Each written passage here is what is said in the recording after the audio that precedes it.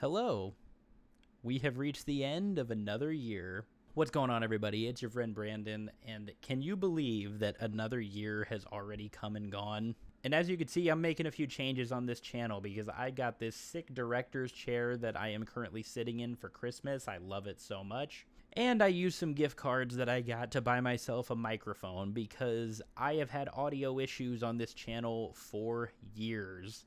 And as I have done every year since 2018, I am going to be going over the best and worst movies that I saw this year. And I saw a lot of movies this year, but since I like to end the year on a good note, I will be going over the worst movies first. And in this case, there were actually 20 movies I saw this year that were just absolutely terrible. If you guys have been subscribed to me for a while, you will probably know how this works. I'm going to go over the movies 20 through 11 as quickly as possible, and I might have something here and there to say about a few of them, but I will get into my more in-depth thoughts in the top 10. Now, one thing you have to remember, this is my list, this is my opinion. There are definitely movies on here that a lot of people I know for certain were big fans of. And if you did like these movies, great, I'm happy for you. But I think all of these movies are truly terrible, and that is why they are on this list. So no need to get bent out of shape, just remember that, okay? So without further ado, let's get right into it. These movies sucked. These are the 20 worst movies of 2024. Starting us off at the bottom at number 20, I have one of the year's biggest disappointments, and that was Joker Folie à Deux. A gigantic middle finger to people who were fans of the first Joker movie, and this movie did just about everything wrong that you could possibly imagine. Whose idea was it to make this a musical? But you're off the hook, Joker, because you weren't the worst musical this year, because at 19, I do have the worst musical of the year, that being the surprise Oscar contender, Emilia Perez. At 18, I have a movie that a lot of people will accuse me of not being able to have fun because I hated it so much, and that was Godzilla x Kong: The New Empire. At 17, I have a movie that I saw at the beginning of the year, i.s.s. At 16, I have the haunted swimming pool film from Blumhouse, Night Swim. At 15, I have the Netflix original slasher Time Cut. At 14, I have yet another Blumhouse original, and that was Afraid. At 13, I have one of the worst Christmas movies in recent memory, that being Red One. At 12, I have an incredibly disrespectful and totally unnecessary remake, and that was The Crow. And topping off 20 through 11, at 11, I have another horrible, lackluster, unnecessary, and completely heartless video game adaptation, Borderlands. Alright, those are the worst movies of the year in my opinion, 20 through 11. Let's get into the top 10. At number 10 on my worst movies of the year list, I have a movie that a lot of people unironically told me was actually a genius film, and that was Argylle. A satirical spy thriller that included one of the most star-studded casts of the year, that included the likes of Sam Rockwell, Bryan Cranston, Samuel L. Jackson, Henry Cavill. How the hell did this go so wrong? Well, for starters, this movie had a budget that was so unnecessarily large at $200 million. And with a budget like that, you would think that they would make this movie look as good as possible, right? Well, that's where you're wrong, because this movie looks just awful. It's horribly edited, the CGI is terrible, it's not well shot. Really, where did the money go? Was this just one big money laundering scheme? But this movie, I am not kidding you, has at least 7 or 8 different plot twists. And it becomes so obnoxious, but the movie thinks that what it's doing is absolutely hilarious, and it just is not. It's really just annoying, and on top of being annoying, this movie is just boring. It's way too long, with an absurdly long runtime of nearly 2.5 hours. I wish I was kidding. And the action is just absolutely ridiculous. That entire sequence where they're skating with knives on their shoes and oil is truly one of the dumbest things I've ever seen in my life. I cannot believe that this movie was directed by the same man who directed Kingsman. Matthew Vaughn, what happened here? Moving on to number 9, I have one of the strangest and most awkward movies that I have ever watched in my entire life. Miller's Girl. This movie stars the likes of Jenna Ortega and Martin Freeman, two very talented actors, and both of them need to fire their agents immediately for having them star in this movie. The basic story of Miller's Girl is that Jenna Ortega's character is writing a college essay, and she needs to write about something interesting that she's experienced in her life. So what does she choose to do? Well, she decides to seduce her teacher, played by Martin Freeman, and write about that to get into college. Unless she's applying to Arizona State, I really don't think that essay is going to do much for her. I have nothing against ASU, but that joke was just too good not to pass up. But this movie was just so unbearable to watch because both Jenna Ortega and Martin Freeman's characters are so unlikable for completely different reasons. Jenna is just an overall psychopath and very manipulative, and Martin Freeman is just a submissive loser who lets people push him around and does whatever they tell him to do. There is truly almost nothing about this movie that is even remotely redeemable. I refuse to believe that there is a person in the world that liked this. Moving on to number 8, I have the movie that took the world by storm at the beginning of this year, Madam Web. You might be shocked that this movie is this low on the list, because believe me, I was shocked too. I thought that this would have been number 1, but it's only at number 8. That shows you how much crap that we got this year. And the reason this movie is only at number 8 is, well, to tell you the truth, this isn't even the worst comic book movie that we got this year. Don't worry, you'll be seeing the other ones shortly. In hindsight, though, I think we might have been a little bit too critical of Madam Web. But make no mistake, this movie is still terrible. It is full of actors that are just absolutely sleepwalking through this entire movie, namely Dakota Johnson. I just don't think Dakota Johnson is really that good of an actor. And it contains one of the absolute worst villains that I have ever seen in a comic book movie, Ezekiel Sims, whose name I only remember because of that infamous meme that this movie spawned. Ezekiel Sims. He was in the Amazon with my mom when she was researching spiders right before she died. The ADR is just horrendous. The characters' mouths never match up with what they're saying a good chunk of the time.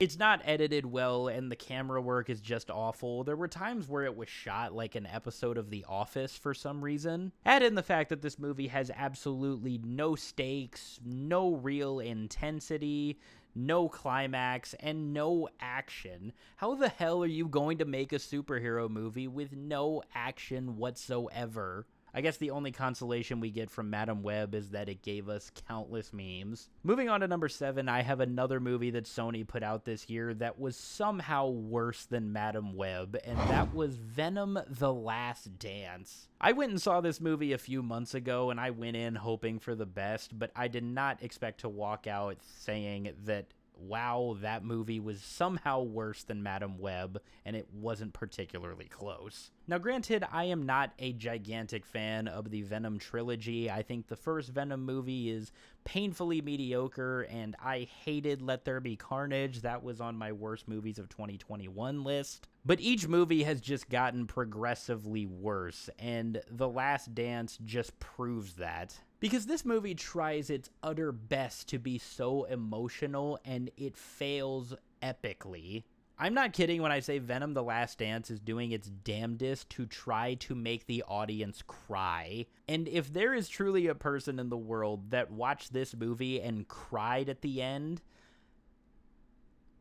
I don't even know what to say to that. But this doesn't even really feel like a movie that progresses the story of Eddie and Venom like the previous two movies did. It just feels like a pointless road trip movie with nothing but sidetracking. Once again, it is held back by its PG-13 rating. If you're going to make a Venom movie, you have to make it rated R. I cannot believe that they made this mistake 3 times in a row. There's so much exposition about stuff that you don't care about, and the villain in this movie is just absolutely terrible. This trilogy can truly burn in hell for all I care. It's awful. Now, what could be worse than Venom: The Last Dance, you say? Well, I'm here to answer that. At number 6, I have the latest movie that Sony made this year, Craven the Hunter. I cannot believe that Sony made 3 movies this year, and all 3 of them ended up on my worst of the year list. I know a lot of people will say I'm just a hater, but I don't care. This is my opinion. These movies are awful. But the thing that makes Craven the worst movie of all the Sony movies that were put out this year is that it was just unnecessary. Was anyone really begging for a standalone film about Craven the Hunter? I highly doubt it. And it doesn't even feel like a movie about Craven the Hunter. It just feels like a movie about a random character with the Craven name slapped onto it. Some of the absolute worst effects that you will see this year, along with terrible lighting, just horrendous dialogue, and an overload of characters that are all jammed into one movie, and absolutely nothing interesting is done with any of them. And nothing interesting will be done with any of them because this is supposedly the end of this Sony Spider-Man universe. And to that I say good riddance, because just like the Venom trilogy, this entire universe can rot in hell. At number 5, I have an animated film that is a sequel to one of the most beloved animated films in recent memory, Megamind vs. the Doom Syndicate. The original Megamind from 2010 is one of my favorite animated movies in recent memory, as it is with several people, and for so many years we were just begging to get a sequel to that great movie. And we get one nearly 15 years later, and what we got was a cheap, direct-to-streaming pile of shit. This movie, if you can even call it that, has absolutely nothing that made the original Megamind so great. The animation is absolutely hideous. It looks like it was made for a budget of $15 at a middle school somewhere. It's not funny at all. There is absolutely no humor. The story isn't nearly as engaging as the first one was, and none of the voice actors from the first movie returned for this one. So truly, what was the point of any of this? You can't even use the excuse that you wanted to make money at the box office because this was a direct-to-streaming film. I think this was supposed to serve as some kind of intro to a Megamind TV show, which I didn't even bother watching because this movie was so bad I didn't want to waste my time. But if you watch this movie, you will know that absolutely no effort or heart was put into it, so I'm not gonna bother putting in any more effort talking about how terrible it is. At number 4, I have a horror movie that is guaranteed to become a favorite horror movie of the most insufferable person you know, Tarot. If I'm being honest, I don't have a lot to say about this movie because when I went back and looked at my notes about it, they weren't really much help, so this is going to be pretty brief. But this movie is just awful, and I don't want to waste too much time talking about it anyway, so it all works out. The things I just remember most about this movie is that all of the acting performances are truly terrible. It reminded me of something that you would see in a 2000s horror movie. The kills were all very underwhelming, and a lot of them either took their sweet time getting there, and when we finally did get there on a lot of them, they happened off-screen. This movie actually did have one really good thing about it, though, and that is the character designs of all of the creatures that go after these kids that were summoned from tarot cards. I think there really is a good idea at the center of this, but the execution just could not have been worse. That's about it. I truly have nothing more to add. This movie was awful. At number 3, I have a film that was teased to be the first part of a trilogy. The Strangers Chapter 1. This is a movie that was marketed to be a prequel to the original Strangers film from 2008. So we would get insight into the identity of the Strangers, who they are, and how they came to be. But we don't get anything like that. This movie is literally just a copy and paste of the original Strangers film, but it's so much worse. This movie is literally just a beat-for-beat copy and paste of the original Strangers film, except it's so much more predictable, a lot less tense, and it's chock full of the most stupid characters that make the most brain-dead decisions that you could possibly imagine. Just to prove my point, there is literally a scene where one of the characters has one of the strangers at gunpoint, literally pointing a shotgun at one of their heads for a good 45 seconds and does not kill them. Instead, he gets knocked out by another one of them because he spent too much time stalling and talking to her. I truly can't believe that this is supposed to be the first movie in a trilogy, but if they do still come out with the next 2 entries, I just pray that they aren't nearly as bad as this, because there's no way in hell that they can be. In my runner-up spot for worst movie of the year, I have the completely unnecessary corporate product biopic, Unfrosted. Jerry Seinfeld is both the star and director of this movie, making his directorial debut. And Jerry Seinfeld made headlines this year for saying that comedy is dying because of wokeness and political correctness. But it's so funny that Jerry Seinfeld made these comments, because after he did, he went on and made this movie, which is one of the most unfunny movies that I have seen in recent memory. Does anyone know another person that was yearning for a satirical biopic about how the Pop-Tart was created? This movie feels like nothing more than just a gigantic commercial for Kellogg's, and it loses sight of the story that it was attempting to tell by prioritizing a litany of celebrity cameos all throughout. This was truly a dreadful experience, and I cannot believe that Netflix actually funded this. Actually, I take that back. I can believe it, because Netflix is known for funding shit. But you know what the funny thing is?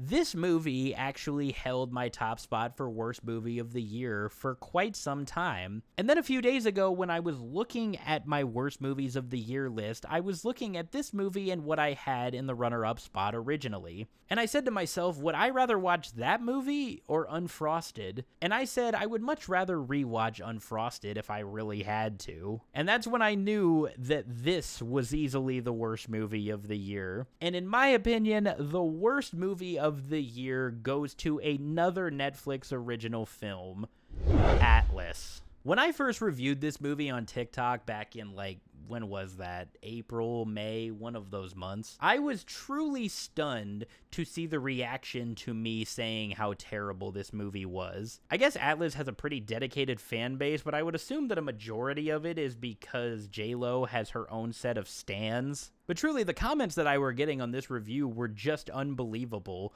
People saying that this was not only the best movie of 2024, but the best movie that they have ever seen. Now listen, I know that film is subjective, okay? You can like what you like, you can hate what you hate. We all have different opinions. But I would just say, if i.s.s., a movie about AI on Netflix starring Jennifer Lopez, is the best movie that you have ever seen in your entire life, I implore you to watch more movies. But this movie feels like nothing more than just AI propaganda, because it not only promotes the use of AI, but I'm pretty sure that this movie was written by AI, because this story is just absolute nonsense. The dialogue and the characters are so horribly written. I refuse to believe that a human being wrote this. And it just feels so tone-deaf considering the times that we're living in and all of the problems that are currently surrounding the topic of AI.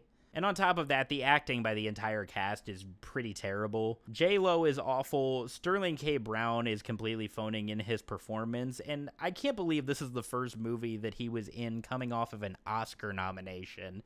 He deserves better than this. And Simu Liu is in this movie as the film's main antagonist, and he was so miscast because he gave one of the, if not the worst performance of the year. Add in horrendous CGI, an overall boring and monotonous story, and just a completely forgettable experience as a whole. Add all that together, and you get i.s.s. Well, that is it, everybody. Those were my 20 worst movies of 2024. If you guys agree with me, or if you think that there's something I missed, let me know down in the comments. I would love to know. If you guys want to see my worst of the year list from 2023 as well as 2022, I will link those right over here. Other than that, I hope you all have a tremendous rest of your day, and I will see you all next time when we go over the best movies of 2024.